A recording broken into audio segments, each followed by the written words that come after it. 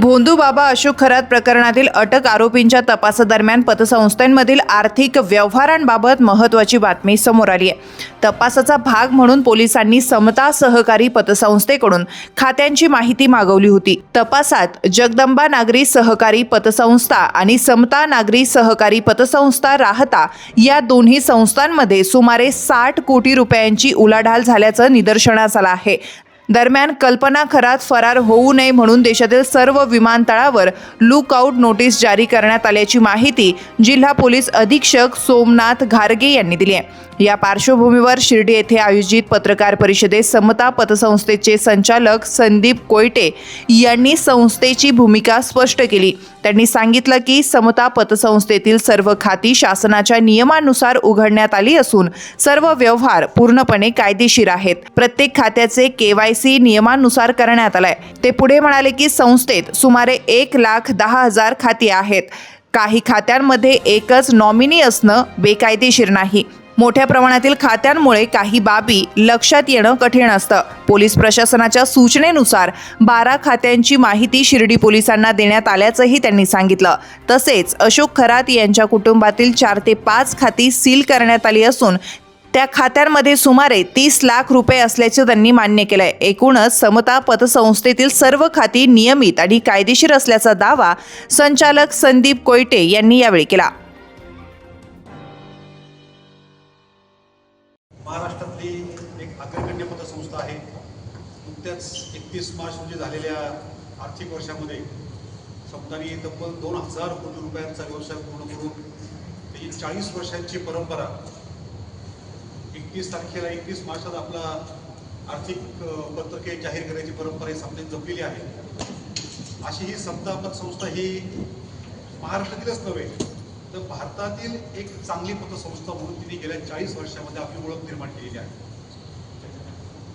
समताच्या 2,000 कोटी रुपयांच्या व्यवसायामध्ये समताचे जे काही ठेवीदार आहेत त्या ठेवीदारांच्या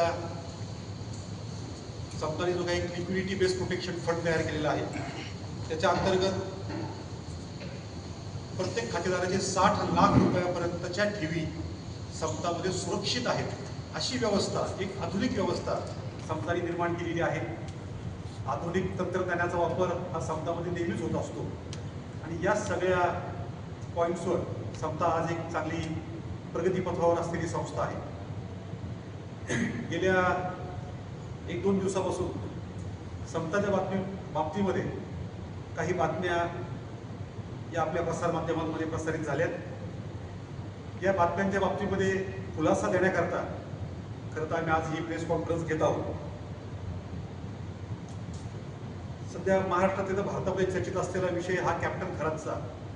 या कॅप्टन खरातच्या बाबतीमध्ये गेल्या 31 मार्च रोजी म्हणजे अगदी 3 दिवसापूर्वीच शिर्डी पोलीस ठाण्यामधून समताला एक पत्र प्राप्त झालं आणि त्या पत्रामध्ये समतामध्ये असलेल्या काही खातेदारांची माहिती ही पोलिसांनी मागवली होती आणि अगदी ज्या खातेदारांनी त्या पत्रात ज्या खातेदारांची नावं होती त्या खातेदारांची माहिती ही समताने ताबडतोब अगदी पुढच्या 2 तासामध्ये ती सर्व माहिती समताच्या माध्यमातून पोलिसांना आम्ही सबमिट केलेली आहे।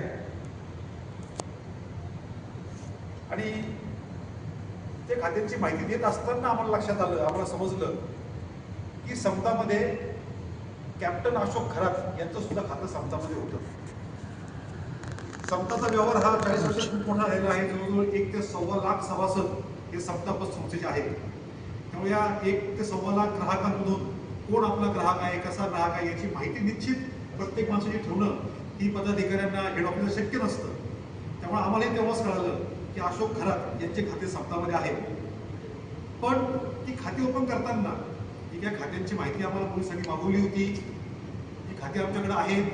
जी काही 1,10,000 खाती समतामध्ये आहेत। या सर्व खात्यांची KYC ही पतसंस्थांच्या जो सहकार खात्याची नियमावली आहे, जे आमचे उपविधी आहेत त्या उपविधीप्रमाणे पूर्ण KYC नॉर्मची पूर्तता ही समताने केलेली आहे।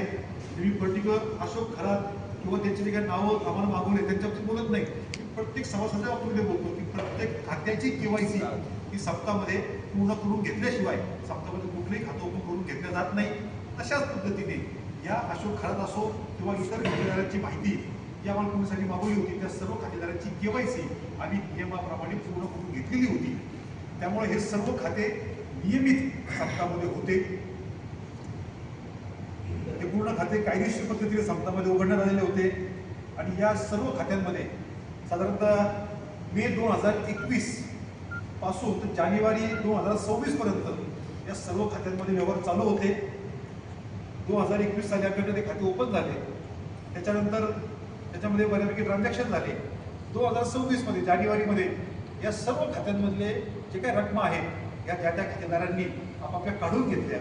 त्याच्यामुळे त्यांचे काही वैयक्तिक कारणं असतील हे आम्हाला माहीत नाही, परंतु जानेवारीमध्ये सगळे आपले पैसे त्यातून काढून घेतले आणि त्याच्यानंतर या खात्यामध्ये काही व्यवहार राहिले नाही.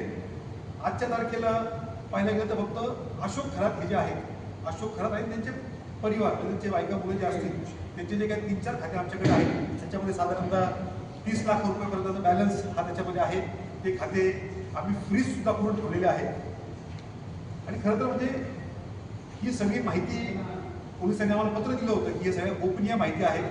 या माहितीमुळं या माहितीचा बाहेर खोबरी झाल्या त्याच्यामुळे आमच्या चौकशीवर परिणाम होऊ शकतो. त्यामुळं तुम्ही कुठल्याही स्वरूपाची जास्त माहिती ही तुम्ही बाहेर कोणाला देऊ नका. त्यामुळे मागच्या 2 दिवसापासून कोणालाही काही माहिती दिली नव्हती, परंतु आज जेव्हा जास्तच मीडियामध्ये विषय यायला लागला म्हणून आम्ही आमच्या खातेदारांना त्रास होऊ नये. कारण काय असतं की कुठल्याही एका आर्थिक संस्थेवर जर काही आरोप झाले तर ती एक आर्थिक संस्था अडचणीत येत नाही. त्या आर्थिक संस्थेमधील जे काही 1 ते 1.25 लाख ग्राहक असतात हे सर्व ग्राहक अडचणीमध्ये येतात. त्यामुळे आम्हाला आज ही प्रेस कॉन्फरन्स घेणं आम्हाला गरजेचं वाटलं.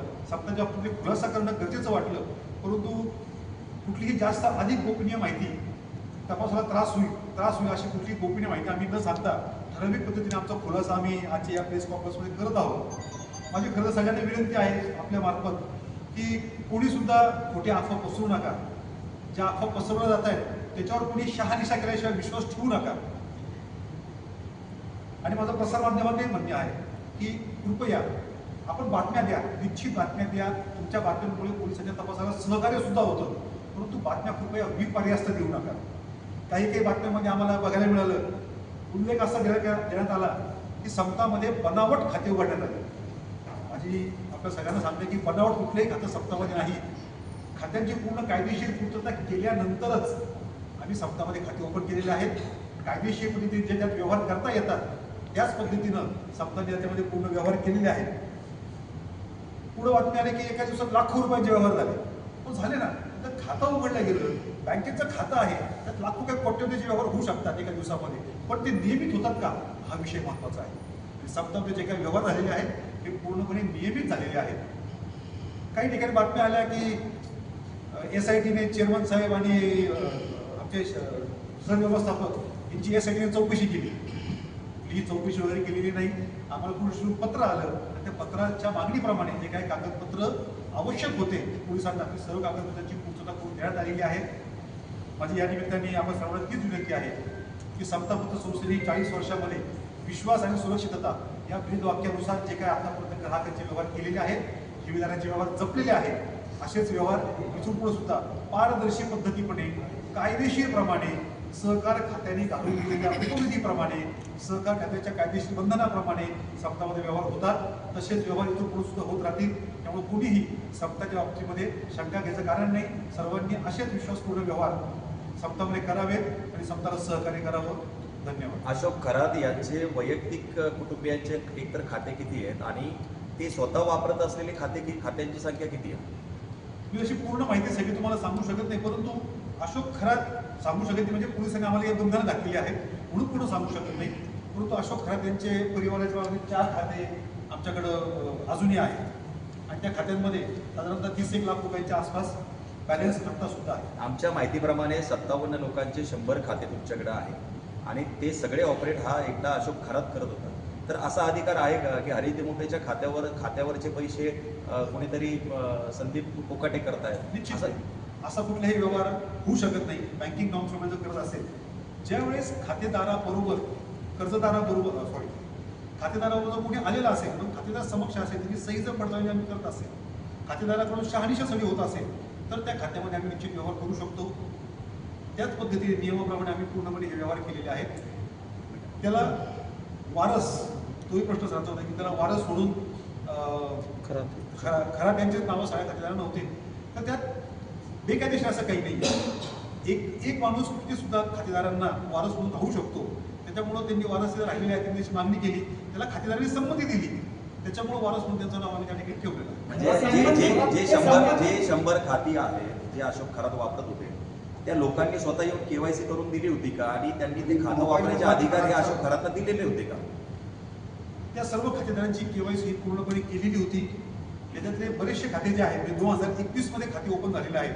आणि आपल्याला माहिती असेल की 2021 मध्ये आपल्याकडे कोरोना होता. त्या कोरोना काळामध्ये हे सर्व खाते ओपन झालेले आहेत आणि त्यावेळेस सर्व ट्रान्झॅक्शन हे ऑनलाईन चालायचे, केवायसी सुद्धा ऑनलाईन चालायची. पण ती केवायसी आम्ही डिजिटली फेच करून घेतलेली आहे. ती केवायसी खरोखर आहे की नाही, ती त्याच माणसाची आहे का, त्यांचा व्हिडिओ केवायसी आम्ही करून घेतलेला आहे. अशा केवायसीच्या सर्व निकषांची पूर्तता आम्ही त्यावेळेस पूर्ण करून घेतलेली आहे. त्यामुळे कुठेही बनावट खाते आहे असा कुठेही प्रकार समजमध्ये नाही. 100 खातेदार वेगवेगळे आहेत, मात्र त्यांना नॉमिनी म्हणून अशोक खरात घ्यायचा आहे. याकडे कसं नाही, नॉमिनी असणं हा भाग वेगळा आहे, परंतु माझं खातं ऑपरेट करण्याचा अधिकार त्या व्यक्तीने त्याला दिलाय का, तसं काही दिलाय का? खातेदारांचं खातेदारांच्या विड्रॉल स्लिप आमच्याकडे आहे, त्याची सह्या करून आम्हाला दिलेल्या आहेत. बऱ्याचशा वेळेला खातेदार स्वतः पैसे काढण्याकरता आलेले आहेत. कुठेही अशोक खरात इथं पैसे काढायला आला अशा त्या खात्यामधला भाग नाही. मोबाईल नंबर तर एकच आहे ना सगळ्यांना मोबाईल नंबर? सगळ्या खात्यांचा नाही, बऱ्याचशा खात्यांना मोबाईल नंबर एकच आहे. एक नाही, 3-4 मोबाईल नंबर आहेत, ते कॉमन आहेत. खराचे ते 3-4 ठिकाणी कॉमन आहे. तर त्यावेळेस खातेदारांनीच आम्हाला सांगितलेलं होतं की तुम्ही हे नंबर आमच्या खात्याला अटॅच ठेवावे. जसं आपण बघितलं असेल की बऱ्याचशा घरांमध्ये जे ग्रामीण भागामध्ये असतात, आधार कार्डला वडिलांच्या आधार कार्डला मुलाचा मोबाईल नंबर असतो, कारण की त्या वडिलांना कळत नाही कसे व्यवहार करावे. म्हणजे काय ते आधार कार्ड बोगस आहे का? तसं नाही होत. त्यामुळे हे खाते जे आहेत ते पण आता आणि हे जे खाते आहेत, खातेदार जे आहेत, वडिलांच्या आधार कार्डला मुलाचा नंबर असतो, आईच्या आधार कार्डला भावाचा नंबर असतो, हे सगळं मान्य आहे. जी खाती नॉमिनी अशोक खरात आहेत जेवढी काही, ते सगळे खातेदार हे त्याचे नातेवाईक आहेत का, मग का जेणेकरून ते तुम्ही रक्ताचे नाते आहेत. चालून गेलं तुमच्याकडे त्याचं त्याचे काही रक्ताचे नाते मोबाईल आहे. बँकिंग मोबाईल नंबर कायदेशीर दृष्ट्या कुठेही नातेवाईकाचेच नंबर असावेत असं कुठेही बंधन नाही. त्या खातेदारांनी आमच्याकडं अकाउंट ओपन करताना फॉर्म भरून दिलेला असतो.